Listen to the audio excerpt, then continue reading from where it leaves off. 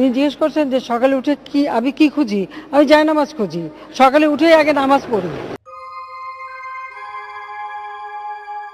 ঘুম থেকে উঠেই তিনি জায়নামাজ খুঁজতেন। দিনের শুরুটা করতেন নামাজ পড়ে।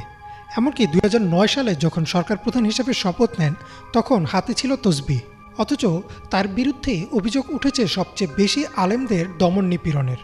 তার আমলেই নির্বিচারে গুলি করে হত্যা করা হয় মাদ্রাসার শিক্ষার্থীদের। এমনকি বলা হয় দেশের মাদ্রাসাগুলো হয়ে যাচ্ছে জঙ্গি তৈরির কারখানা। সাবেক প্রধানমন্ত্রী শেখ হাসিনার এক সময়ের ব্যক্তিগত সহকারী মুক্তিযোদ্ধা মতিউর রহমান রেন্টু তার আমার ফাঁসি চাই বইতে লেখেন, শেখ হাসিনার সবচেয়ে বেশি অপছন্দ ছিল নামাজি মানুষ। শুধু তাই না, তিনি নামাজ বা ধর্ম পালনকে ব্যবহার করতেন জনপ্রিয়তার হাতিয়ার হিসেবে। একই বইতে মতিউর রহমান রেন্টু লিখেন কিভাবে শেখ হাসিনা লোক দেখানোর জন্য মাইকে ঘোষণা দিয়ে নামাজ আদায় করতেন। ছাত্র জনতার গণঅভ্যুত্থানের মুখে 5 আগস্ট পদত্যাগ করেন শেখ হাসিনা। এরপর থেকে একে একে প্রকাশ্যে আসতে থাকে তার ও তার প্রশাসনের নানান অপকর্ম। এসব অপকর্মের মধ্যে ইসলাম বিদ্বেষী হওয়ারও বেশ কিছু অভিযোগ সামনে আসে।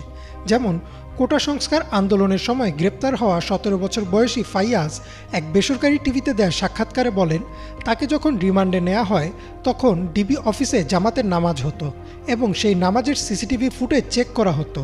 যদি ফাইয়াজ নামাজ পড়তেন তাহলে তিনি শিবির কর্মী।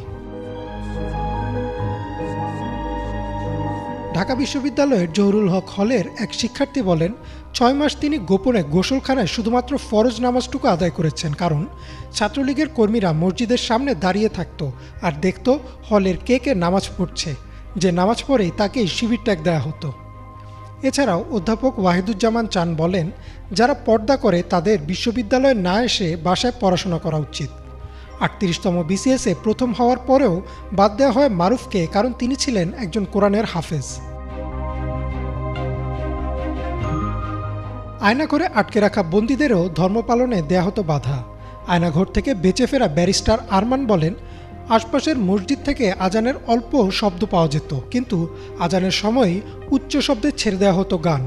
মুক্তি পাওয়ার পর আরও এক বন্দী তানভীর মাহতাব বলেন, তিনি যখন বন্দী অবস্থায় রমজান মাসে একটি কোরআন চেয়েছিলেন তখন তাকে কোরআন তো দেওয়াই হয়নি, উল্টো বলা হয়েছিল কোরআন পড়ে কোনো লাভ নেই, আল্লাহ তাকে বাঁচাতে পারবেন না। এছাড়াও আওয়ামী লীগ আমলে মামলা, গুম ও নির্যাতনের শিকার হন বহু আলেম ও ইসলামী বক্তা। চলন্ত ওয়াজ মাহফিলে স্থানীয় নেতারা অপমান করতেন বক্তাদের, অর্থাৎ যে কোনো বক্তা যদি সরকারের জুলুম নিয়ে কিছু বলতেন তাকেই করা হতো অপমান, অপদস্থ।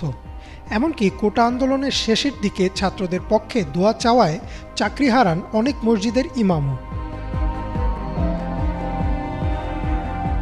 শুধুমাত্র মামলা বা অপহরণই না, 2013 সালে শাপলা চত্বরে দেশের কওমি মাদ্রাসার শিক্ষার্থীদের উপর চালানো হয় গণহত্যা।